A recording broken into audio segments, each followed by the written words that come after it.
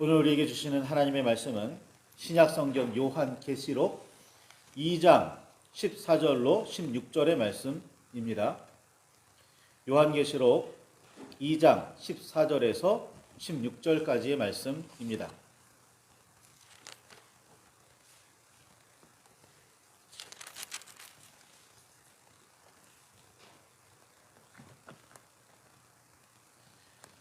찾으셨으면 우리 함께 말씀을 봉독하시겠습니다. 그러나 내가 내게 두어 가지 책망할 것이 있나니 거기 내게 발람의 교훈을 지키는 자들이 있도다. 발람이 발락을 가르쳐 이스라엘 자손 앞에 걸림돌을 놓아 우상의 제물을 먹게 하였고 또 행음하게 하였느니라. 이와 같이 내게도 니골라 당의 교훈을 지키는 자들이 있도다. 그러므로 회개하라.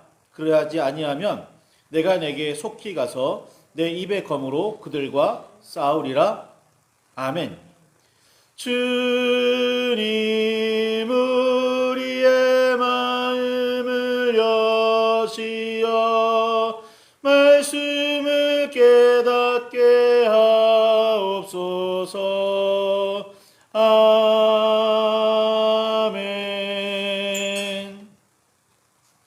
주님의 사랑과 그 크신 은혜가 저와 여러분 안에 가득하기를 소망합니다.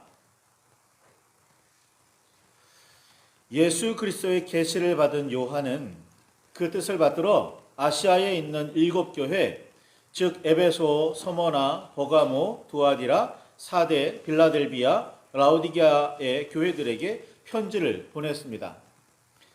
오늘날의 소아시아라고 불리는 지역, 터키 동쪽의 해안과 접해 있는 지역에 이 7교회들이 있습니다.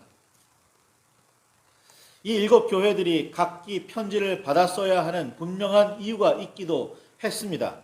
그러나 굳이 7교회를 향해서만 편지를 보냈다는 사실도 생각해 보아야 합니다. 7이라는 수는 셋, 열둘과 함께 완전수 중 하나였기 때문을 기억하시기 바랍니다. 다시 말해 땅에 있는 모든 교회들에게 보내는 편지라고 할 수 있겠습니다. 요한은 하나님의 뜻과 예수 그리스도의 말씀을 따라 진리를 행하며 하늘의 복음을 전해야 할 교회들에게 주님 앞에 죽도록 충성하라고 격려했습니다. 잘한 일에 대해서는 칭찬을 했고 잘못한 일에 대해서는 책망하여 더욱 바로 서가도록 가르쳤습니다. 그러니 당시 그 교회에 어떤 문제가 있었고 무엇을 잘하고 있었는지를 살피기도 해야겠지만 오늘 우리도 그런 상황에서 비슷한 잘못을 반복하고 있지는 않는지 돌아보아야 합니다. 현대의 교육학에서는 자존감을 세워주기 위해서라도 칭찬을 많이 하라고 가르치지만 아무리 자존감이 중요해도 잘못을 책망하여 바로잡지 않고 내버려 두거나 오히려 부추기면 세상을 혼란하게 만드는 비뚤어진 자만심만 높여줄 뿐입니다. 책망을 받아들일 줄 알고 잘잘못을 분별하여 자기의 생각과 행동을 바르게 세워갈 줄 아는 사람, 그리고 교회로 성장시켜야 합니다. 그게 기독교 교육의 목표, 그게 예언자들의 예언과 하나님의 말씀이 우리들에게 주시는 이유, 목적일 겁니다. 성선설에 따르면 아무리 선한 본성이 인간에게 있더라도 본래 선하다 하더라도 선과 악에 대해 가르쳐야 선과 악을 분별하고 본성에 따라 선한 삶을 더욱 힘있게 살아나갈 수 있습니다. 성악설에 따르면 인간의 본성은 본래 악하기 때문에 그 악을 제한하고 금지하기 위해서라도 선과 악에 대해 배워야 하고 악을 멀리하고 선을 북돋아야 합니다. 따라서 우리는 끊임없이 참된 지식을 배워 선하고 아름다운 삶을 살아야 합니다. 인간의 본성을 선하다고 믿든 악하다고 믿든 말이죠. 또한 오늘날 우리는 많은 사람이 상식이라는 지혜를 모두 가지고 있으리라 생각하지만 사실 각자 자기가 보기에 상식이라고 주장하며 상대방에게 자신과 같은 생각을 가지라고 강요할 뿐인 경우가 대부분입니다. 상식적이라고 생각하라는 게 결국은 나처럼 생각 좀 해봐라 라는 뜻인 경우가 많은 거죠. 그래서 더욱 우리는 그리스도인으로서 성경을 통해 여호와 하나님의 뜻은 무엇인지를 깨달아야 하고 예수 그리스도의 삶을 통해 선과 악에 대한 지식을 배워야 하며 성령의 가르쳐 주시고 생각나게 하심을 따라 주님께서 기뻐하시는 삶을 살아야 합니다. 자기 마음, 자기 생각과 뜻, 자기가 좋아하는 대로가 아니라 우리가 섬기며 따르는 우리 주님의 뜻과 가르침과 직접 보여주신 삶을 배우고 따라야 합니다. 이것이 그리스도인이 지향해야 하는 신앙생활입니다. 요한이 경험한 계시는 교회들로 예수 그리스도를 따라 여호와 하나님을 섬기며 주께서 기뻐하시는 진리를 행하게 하려고 요한에게 주신 계시, 보여주신 계시입니다. 따라서 이 계시를 통해 편지를 받은 교회들이 들은 칭찬은 우리의 신앙생활에서 반드시 본받아야 하고 책망은 우리의 신앙생활에서 혹시 그것이 발견된다면 서둘러 돌아서야 합니다. 그래서 계시록에는 특히 회개하라는 표현이 자주 등장합니다. 흔히 계시록은 세상의 멸망에 대한 예언이라고 생각합니다. 멸망할 때가 가까웠으니까 멸망할 때가 이런 징조가 보일 테니 멸망이 이런 거다라고 말이죠. 그러나 우리가 분명하게 알아야 할 계시의 목적은 회개하라는 데 있습니다. 회개함으로 심판과 멸망의 때를 예비하라는 뜻입니다. 노아가 정말로 120년 동안 방주를 지었는지는 성경을 통해서는 분명하게 알 수가 없습니다. 딱 120년이라고 명시되어 있지 않으니까요. 이리저리 계산해 보아야 합니다. 그런데 그 계산이 모두가 정확하지가 않아요. 120이라는 숫자가 나오지를 않습니다. 어쨌든 세상의 모든 동물이 암수 2쌍씩, 많게는 7쌍씩 들어갔고 약 1년 동안 생활할 수 있을 만큼의 생필품, 식량을 치르려면 그 방주의 규모는 실로 엄청났으리라 여겨집니다. 노아의 온 가족이 총동원이 되기는 했지만 완성하기까지는 매우 긴 시간이 필요했습니다. 여호와께서는 이미 땅을 멸하시려고 결정하신 상태였으나 노아 가족이 방주를 짓는 긴 시간 동안 정작 심판과 멸망은 미뤄지고 있었고 당시 사람들은 방주를 보며 자신들의 죄악을 깨닫고 뉘우칠 기회가 있었습니다. 문제는 회개하지 않았다는 사실입니다. 여호와께서 아브라함에게 자손들이 이방에서 객이 되어 400년 동안 괴롭힘을 당하다가 가나안으로 돌아오리라 말씀하시면서 누구에게요? 아브라함에게 이미 말씀하셨어요. 이렇게 말씀하십니다. 창세기 15장 16절에 이는 아모리 족속의 죄악이 아직 가득 차지 아니함이라 라고 말씀하셨습니다. 아모리 족속의 죄악은 이삭과 야곱과 요셉이 태어나기 이미 오래전에 여호와께서도 아시는 일이었습니다. 그런데 그 오랫동안 징벌과 멸망이 당장 이루어지지 않았고 이집트를 탈출한 이스라엘 백성이 가나안을 정복하기까지 미루어졌습니다. 이 긴 기간이 가나안의 아모리 족속에게 주신 회개할 기회였습니다. 가나안에서 이스라엘 민족이 저지른 죄악은 그 땅에 들어서기 이전부터 시작되었습니다. 우리가 잘 알고 있는 기생 라합의 이야기, 이런 가나안 땅에 들어가면서 있었던 아간의 이야기, 가나안 땅에 들어서기 이전에 이미 모압이나 이런 부족들과 부딪히면서 있었던 이야기, 이런 것들을 보면 이미 그 죄악은 가나안에 들어가기 전부터 있었습니다. 이스라엘의 죄악이요. 그런데 사사들이 다스리던 시절에도 그들은 이미 여호와를 왕으로 인정하지 않았고 제멋대로였다고 기록하고 있어요. 사사기 17장 6절과 21장 25절에. 북이스라엘은 초대 여로보암 왕 때부터 금송아지를 섬기며 여호와 앞에 죄악을 저질렀지만 아수르에 멸망하기까지 약 240년이 지나야 했습니다. 남유다의 죄악과 멸망에 대한 예언도 이미 이 즈음에 이사야, 아모스, 호세아, 미가를 통해 여러 선지자를 통해 선포되고 있었지만 정작 나라가 바벨론에 멸망하기까지는 약 130년이라는 여유가 있었습니다. 이 역시 회개할 기회로 주어진 기간이었습니다. 선지자들의 경고와 멸망 선포는 악에서 돌이켜 주님께서 기뻐하시는 선으로 나아가라는 그런 말씀이었습니다.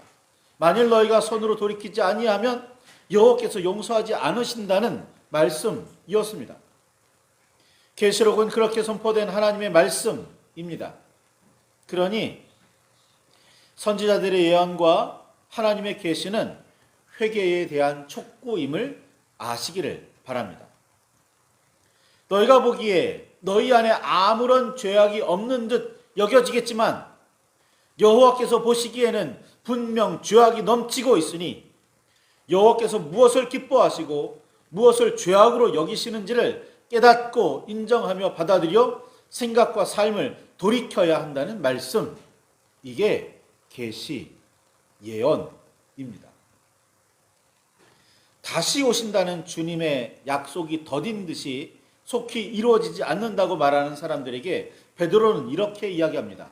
베드로후서 3장 9절에 오직 주께서는 너희를 대하여 오래 참으사 아무도 멸망하지 아니하고 다 회개하기에 이르기를 원하시느니라 라고 말이죠. 우리 주님의 오심은 심판과 멸망을 위함이 아닙니다. 요한복음 3장 16절과 17절에 있는 것처럼 하나님이 세상을처럼 사랑하사 독생자를 주셨으니 이는 그를 믿는 자마다 멸망하지 않고 영생을 얻게 하려 하심이라. 하나님이 그 아들을 세상에 보내신 것은 세상을 심판하려 하심이 아니요 그로 말미암아 세상이 구원을 받게 하려 하심이라. 이 말씀을 가슴에 분명히 새기시기 바랍니다. 주님의 목적은, 예언과 계시의 목적은 멸망이 아니라 회개에 이르는 구원입니다. 2000년 전에 주님의 오심이나 도적같이 올 주의 날이나 목적은 같습니다. 예수님께서는 요한복음 5장 22절에 아버지께서 아무도 심판하지 아니하시고 심판을 다 아들에게 맡기셨으니 요한복음 12장 47절에 사람이 내 말을 듣고 지키지 아니할지라도 내가 저를 심판하지 아니하노라. 내가 온 것은 세상을 심판하려 함이 아니요 세상을 구원하려 함이로라 라고 말씀하셨음을 기억하시기 바랍니다. 우리 주님의 오심은 구원을 위함이지 멸망이 목적이 아닙니다. 그러므로 회개하라는 말씀이죠. 이것이 성경이 품고 있는 메시지의 핵심입니다. 더구나 아시아의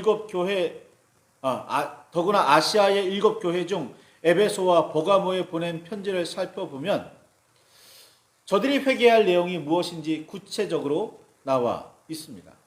첫 번째, 발람의 교훈. 두 번째, 니골라 당의 교훈을 경계하라고 깨우칩니다. 발람은 여호와의 뜻을 분명히 알면서도 모압 왕 발락이 높은 지위와 많은 재물로 회유하자 여호와께서 무슨 말씀을 더하시는지 알아본다면서 머뭇거렸고 나아가 따라 나섰던 선지자입니다. 하나님께서 가지 말라고 하셨고 저들은 축복받을 백성이라고 저주받을 백성이 아니라고 분명하게 말씀하셨지만 모압 왕이 높은 지위를 약속하고 재물을 주겠다고 하자 흔들리는 거예요. 하나님께서 뭐 더 말씀하실 게 있는지 한 번 더 여쭈어보겠다고. 기다리라고. 아니, 하나님께서 이미 분명하게 말씀하셨는데 하나님께서 다른 말씀하실 게 더 뭐가 있겠어요. 그런데 굳이 살펴보려고 합니다. 뭐가 탐이 나서요? 높은 지위, 재물. 심지어는 따라 나서기까지 합니다. 당나귀가 천사의 말을, 하나님의 말을 대변하면서 도대체 왜 너는 주의 천사를 보지 못하느냐, 주님의 뜻을 알지 못하느냐 책망하기까지 그는 흔들리고 있었던 겁니다. 이게 발람의 교훈이에요. 심지어 나중에 이 이스라엘 백성을 어떻게 하면 꿰고 어떻게 하면 넘어지게 할 수 있는지 그 지혜를 모압 왕에게 주었다고 알려지기까지 합니다. 그러니 문제가 심각한 선지자이죠. 발람은 선지자이면서도 세상의 것에 속해 뭔가 얻을 게 없을까 하며 하나님의 뜻을 저버린 대표적인 사람이었던 겁니다. 아니, 어쩌면 하나님의 말씀보다 세상에서 누릴 지위나 재물이 그에게 더 중요한 가치였는지도 모르죠. 니골라당에 대해서는 그리 잘 알려져 있지는 않지만 전통적으로는 한 번 하나님을 믿은 뒤에는 무슨 행동을 해도 죄가 되지 않는다며 도덕은 버려도 되고 율법은 없어도 된다고 주장하는 그런 모임, 그런 단체였습니다. 도덕은 사람 사이에 지켜져야 할 기본적인 규칙이고 율법은 하나님께서 주신 법인데도 말입니다. 나아가 육신은 악이고 영만 선하다고 주장하며 육신은 어찌 되든 영만 순수하게 지키면 된다고 가르쳤습니다. 그러니까 육신은 함부로 굴려도 되고 영은 어떻게든 순수하게만, 영만 어떻게든 순수하게 지키면 된다는 거예요. 얼핏 그럴듯한 주장처럼 들리지만 이는 예수님께서 우리와 같은 몸을 입고 세상에 오셨음을 부정하는 논리입니다. 구원에 대한 확신만 있으면 주님께서 붙드시고 지키실 테니 선악과 관계없이 무슨 짓을 해도 상관없다는 무책임한 주장을 했습니다. 놀랍게도 오늘날에도 이런 주장을 펼치는 이단이 버젓이 활동하고 있습니다. 로마서 15장 2절에 우리 각 사람이 이웃을 기쁘게 하되 선을 이루고 덕을 세우도록 할지니라. 에베소서 4장 22절에 무릇 더러운 말은 너희 입 밖에도 내지 말고 오직 덕을 세우는 데 소용되는 대로 선한 말을 하여 듣는 자들에게 은혜를 끼치게 하라 라는 바울의 가르침이나 베드로 전서 2장 9절에 있는 것처럼 너희는 택하신 족속이요 왕같은 제사장들이요 거룩한 나라요 그의 소유가 된 백성이니 이는 너희를 어두운 데서 불러내어 그의 기이한 빛에 들어가게 하신 이의 아름다운 덕을 선포하게 하려 하심이라 라는 베드로의 가르침과는 완전히 다릅니다. 소금이 되어 맛을 잃지 않고 주 안에서 서로 화목하고 빛이 되어 착한 행실로 덕을 끼치며 본을 보이라는 예수님의 가르침과도 완전히 다릅니다. 니골라당에게 마태복음 18장 6절에 있는 것처럼 누구든지 나를 믿는 이 작은 자 중 하나를 실족하게 하면 차라리 연자맷돌이 그 목에 달려서 깊은 바다에 빠뜨려지는 것이 나으니라 라는 예수님의 경계의 말씀은 전혀 들리지 않았던 모양입니다. 이단과 사이비까지는 아니더라도 이런 태도를 보이는 사람들은 의외로 많습니다. 이런 이들에게 요한은 이렇게 이야기하죠. 계시록 2장 16절에 있는 것처럼 예수 그리스도의 계시를 받아서 그러므로 회개하라. 그렇지 아니하면 내가 너희 속에 가서 내게 속히 가서 내 입의 검으로 그들과 싸우리라 라는 주님의 말씀을 선포합니다. 기억하시기 바랍니다. 주님께서는 우리의 회개를 기대하며 기다리십니다. 우리가 새로운 사람이 되어 온전한 하나님의 백성이며 그리스도의 제자가 되기를 원하십니다. 이 때문에 심판과 예언을 선포하시며 회개를 말씀하시는 거예요. 그러니 오늘 우리는 송구영신의 때를 맞아 돌아보아야 합니다. 내가 버려야 할 것이 무엇인지, 내가 새로움으로 받아들이며 개혁해야 할 것, 온전히 서야 할 부분이 무엇인지 말이죠. 주님은 우리에게 회개하라고 말씀하십니다.